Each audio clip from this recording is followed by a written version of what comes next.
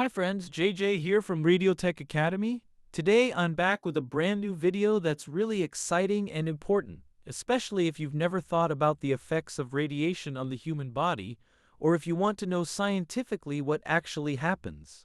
Today's topic is radiation effects and radiation protection, with a focus on deterministic versus stochastic effects, certain versus probabilistic effects, acute radiation syndrome, ARS, and its different phases, critical radiation doses, and supportive treatment methods, why two people receiving the same dose might have completely different outcomes.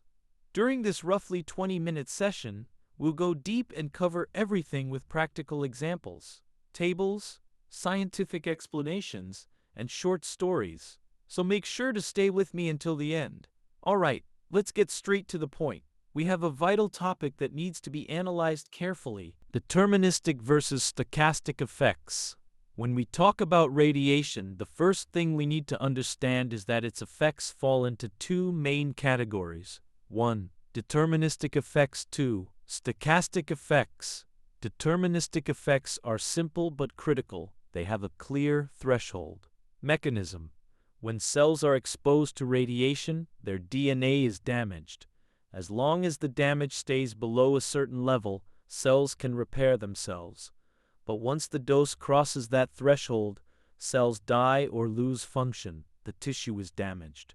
Affected system: skin, bone marrow, intestines, eyes. Clinical symptoms: skin burns, hair loss, anemia, reduced platelets, and lymphocytes. Practical example: imagine a person exposed to a high radiation environment and receives 5 gray. At first they experience nausea and vomiting. Prodromal phase, then their bone marrow cells decrease, causing slow onset bleeding. If supportive treatment is not started quickly, the person may enter a severe manifest phase, and the risk of death is high. Key features of deterministic effects: clear threshold. Below threshold, almost no effect. Severity increases with dose. Higher dose, more severe effect. Time of onset: short term, usually from a few hours to a few weeks. 2. Stochastic effects. Stochastic effects have no clear threshold.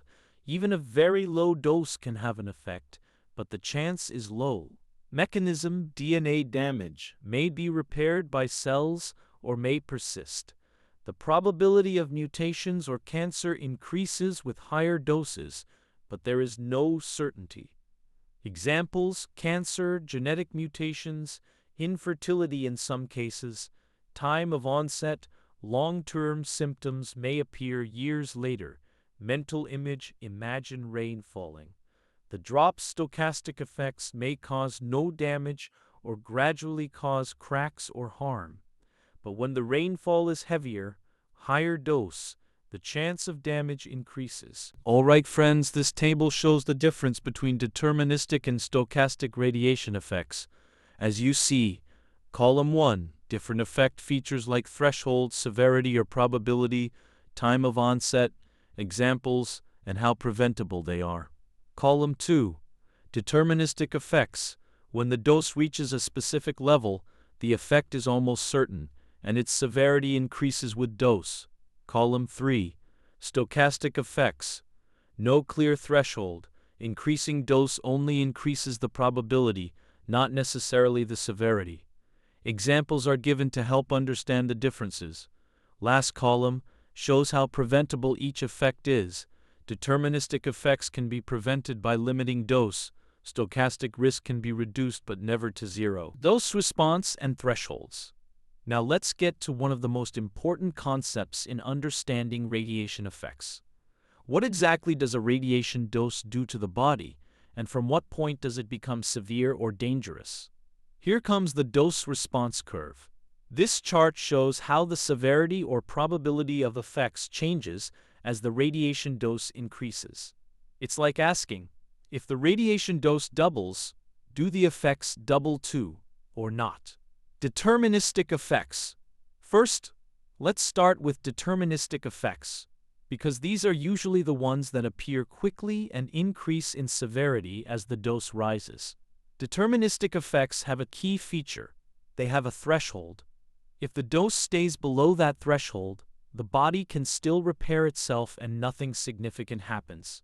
But once we cross that critical limit, cells can no longer compensate, and the damage suddenly increases. Example, if the dose is low, it may only cause mild nausea and vomiting.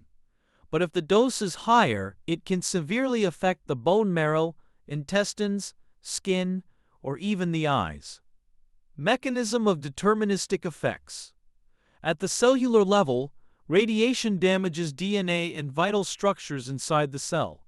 Cells can repair themselves up to a certain point. When the dose is too high, the number of damaged cells exceeds the repair capacity. At this point, tissues lose function and clinical effects appear.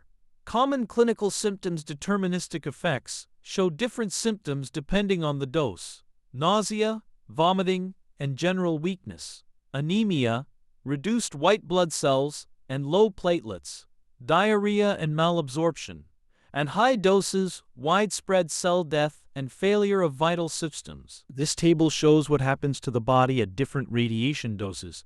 Column 1, dose in gray. Column 2, clinical effects observed at that dose. Examples: 2 gray, mild symptoms like nausea and vomiting; 4 gray, bone marrow damage, severe neutropenia, low white blood cells, reduced platelets; 6 gray, if no supportive treatment is given, high risk of death. Clinical example: a person accidentally receives 5 gray of radiation. First, gastrointestinal symptoms appear, like nausea and vomiting. After a few days, severe neutropenia and anemia develop. Without timely supportive care, death is likely, but if treated promptly, the body gradually recovers. Deterministic effect curve. If we plot this on a chart, x-axis, radiation dose, y-axis, effect severity. At low doses, the line is flat because no effects are seen. Once the threshold is passed, the severity suddenly increases, making a steep upward slope. Simply put, the body resists up to a point, then suddenly gives in. Stochastic effects.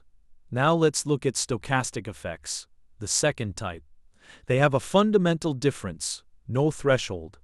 Even a very small dose can have an effect, but the chance of occurrence is low. Mechanism of stochastic effects. Radiation damages cellular DNA. Sometimes the body repairs the damage, but small errors in repair can cause genetic mutations. These mutations can appear years later as cancer or genetic problems. So for stochastic effects, we don't talk about severity, we talk about probability. The higher the dose, the higher the probability of occurrence. Clinical examples. Main examples of stochastic effects. Cancer. For example, leukemia or thyroid cancer after radiation. Genetic mutations that may appear in the next generation. This table shows how the probability of random effects like cancer increases with dose. These effects have no threshold, so even very low doses have a small chance. Examples: 10 millisievert, 0.05% probability; 100 millisievert, 0.5% probability; 500 millisievert, 2.5% probability; 1 sievert, 5% probability. Mental image. Deterministic effects are like throwing a stone. When it hits, damage is almost certain. Stochastic effects are like raindrops. A single drop may or may not cause a crack. But more rain, higher dose, higher probability of damage. Stochastic effects, graph. X-axis, radiation dose, y-axis, probability of occurrence. Unlike deterministic effects, the line starts at 0 and rises almost linearly. There's no threshold, only increasing probability. Summary of Section 2, Deterministic Effects. Let's summarize what we learned about deterministic and stochastic effects. Summaristic effects have a threshold. Severity increases with dose. Stochastic effects have no threshold. Probability increases with dose, but severity does not. Timing. Deterministic effects usually appear quickly, hours to weeks, while stochastic effects may take years to manifest. Visual tools, graphs and charts help us see these differences clearly. This table compares deterministic and stochastic radiation effects based on graph shape, threshold, time of onset, and clinical examples. Now let's move on to a very serious topic: acute radiation syndrome, ARS. This syndrome occurs when a person receives a high dose of radiation in a short period and multiple vital systems in the body are affected simultaneously. One main system's involved: hematopoietic blood system, bone marrow is damaged, production of white blood cells, red blood cells, and platelets decreases. Gastrointestinal GI system, intestinal epithelium is damaged, severe diarrhea, dehydration, infections. Central nervous system, brain and CNS are affected, headache, seizures, coma. Important note: the severity of ARS depends on dose, rate of exposure, age, health status, and genetics. 2. ARS phases. It has three main phases. Prodromal phase. Onset: a few hours to a few days after exposure. Symptoms: nausea, vomiting, diarrhea, headache, fatigue. Severity approximately proportional to the dose received. Latent phase.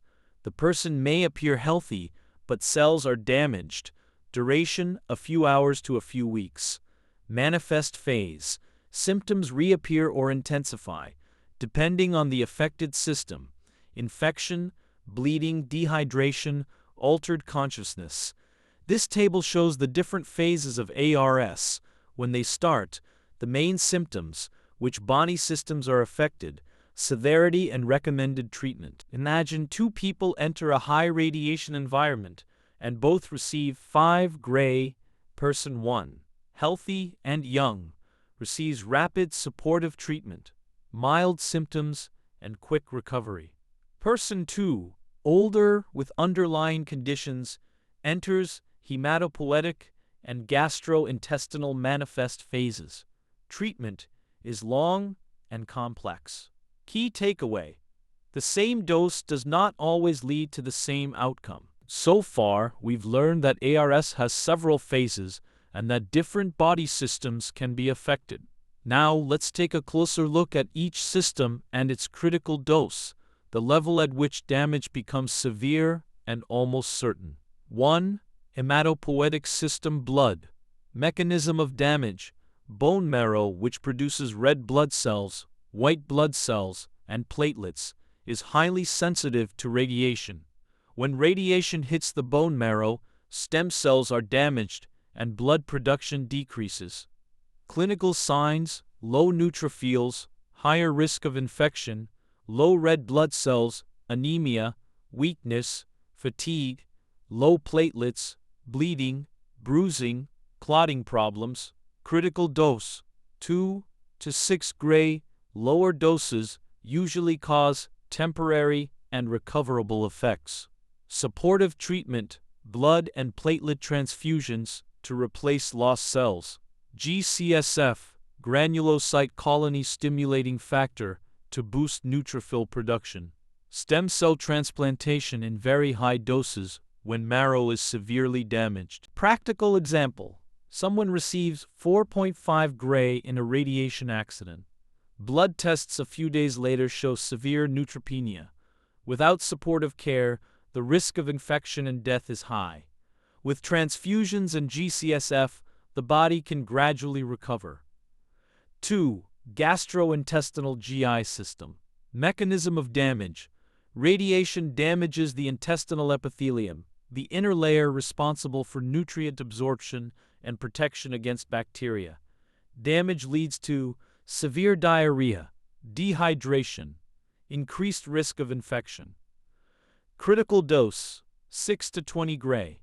Clinical signs: nausea, vomiting, severe diarrhea, dehydration, abdominal pain. supportive treatment, fluid and electrolyte replacement, nutritional support, sometimes intravenous, antibiotics to prevent infection, ICU care in very high doses. Practical example, a person receives 10 gray and develops severe diarrhea and dehydration within 12 to 24 hours. Without fluid replacement, shock and death risk is high. 3. Central nervous system CNS. Mechanism of damage. When the CNS receives a very high dose, neurons and supporting cells are damaged, leading to severe headache, dizziness, seizures, coma. Critical dose, 20 gray, supportive treatment, ICU care, management of cerebral edema and seizures. Time of onset, minutes to 24 hours after high-dose exposure. Practical example, a person exposed to more than 25 gray within a few minutes develops coma within hours and requires urgent ICU care. This table summarizes critical doses for each system, the resulting clinical signs, severity, recommended treatment, and time of onset. Practical combined example. Let's imagine a radiation accident with 3 people exposed to different doses. 1. Person A, 4 gray, hematopoietic system affected, supportive care successful, full recovery. 2. Person B, 10 gray, both GI and hematopoietic systems affected, ICU care and fluids required, long treatment. 3. Person C, 25 gray, severe CNH damage, urgent ICU care, high risk of death. This shows that dose and affected system determine severity and outcome. 5. Additional mechanistic and scientific details. Bone marrow. Stem cells are damaged by high radiation, reducing blood cell production. Full recovery may take weeks. Intestine radiation kills epithelial cells, reducing nutrient absorption. Immune defenses are weakened, and gut bacteria may enter the bloodstream. Neurons and glial cells are damaged. Cerebral edema increases intracranial pressure and reduces blood flow to the brain, which can cause rapid death. Treatments and supportive actions. When someone receives a high radiation dose, rapid and supportive actions can make the difference between life and death. This section is very important. 1. Initial actions at the radiation scene. Move the person away from the source, the most important step to prevent additional radiation exposure. Remove clothing and wash the skin. Radioactive particles on clothing and skin can continue to expose the body. Stabilize ABC airway, breathing, circulation. The standard initial emergency protocol applies here as well. Practical note: if a person has been in a radiation environment for 5-10 minutes, they should be immediately moved away, remove their clothes, and wash their skin with soap and water to reduce additional exposure. 2. Radiation dose assessment. Blood tests. Count white blood cells, red blood cells, and platelets. Clinical signs: nausea, vomiting, diarrhea, headache, fatigue. Biological tests. In advanced settings, precise dose calculation can be done using dosimeters or cellular biological tests. 3. Supportive treatment based on affected system. Hematopoietic system. Blood and platelet transfusions to replace lost cells. White blood cell stimulating drugs, GCSF to increase neutrophils. Stem cell transplantation in very high doses. Gastrointestinal system. Fluid and electrolyte replacement. Nutritional support, sometimes intravenous. Antibiotics to prevent infection. ICU care in very high doses. Central nervous system CNS. Reduce cerebral edema. Control seizures. Intensive ICU care. Key note: the sooner supportive treatment is started, the higher the chance of survival. Even a few hours of delay can increase the severity of effects. Preventive and protective measures. Wear protective clothing and equipment. Use lead or concrete shields in high radiation areas. Train personnel and people exposed to radiation. Practical example: a nuclear laboratory worker receives a low dose of radiation. however, with proper protective clothing and shield. Cancer risk and the LNT model linear no threshold. Now that we have understood short-term and deterministic effects, let's move to long-term or stochastic effects, which are often related to cancer and genetic mutations. 1. LNT model, linear no threshold. Main assumption: there is no completely safe radiation dose. Linear increase. As the dose increases, the probability of developing cancer rises linearly. Long-term effects may appear years after exposure. Mechanism: radiation damages DNA. Cells may repair the damage or mutations may occur. The probability of mutations increases, increasing the probability of cancer. This table shows the probabilistic risk of cancer based on radiation dose. Radiation dose in millisievert or sievert. Column 2, probability of developing cancer. Column 3, short explanation of risk. For example, at 10 millisievert the probability is very low, 0.05%. At 100 millisievert, probability rises to 0.5%, which is noticeable but still low. At 500 millisievert, risk increases to 2.5%. At 1 sievert, risk is 5%, and effects are noticeable over a lifetime. Practical scenario: 2 people receive a similar dose of 200 millisievert. Strong genetics and excellent DNA repair. No cancer. Sensitive genetics. Cancer diagnosed 15 years later. Summary: cancer risk equals long-term and stochastic effect. LMT model equals no dose is completely safe. Why 2 people with the same dose have different outcomes? This is a very common question, and the answer is scientific but interesting. 1. Dose distribution in the body. The dose may not be uniform. Some organs may receive more damage. 2. Dose rate. Receiving a high dose quickly is worse than receiving it slowly. 3. Age and health status. Older individuals or those with pre-existing conditions are more vulnerable. 4. Genes and DNA repairability. Some bodies can repair damaged DNA more efficiently. 5. Access to treatment. Early supportive treatment is critical. Practical example: 2 people enter a radiation-exposed area and both receive 5 gray. Person 1, young and healthy, received quick treatment, mild symptoms. Person 2, older with pre-existing conditions, enters hematopoietic and gastrointestinal manifest phases, requires prolonged treatment. Alright everyone, thank you for staying with me this far. I'm really glad we were together for this journey. Please like the video, share it with your friends, and if you haven't subscribed to the channel yet, make sure to subscribe. In the next video, we will talk about radiation protection and personal equipment and see how we can keep ourselves safe from radiation.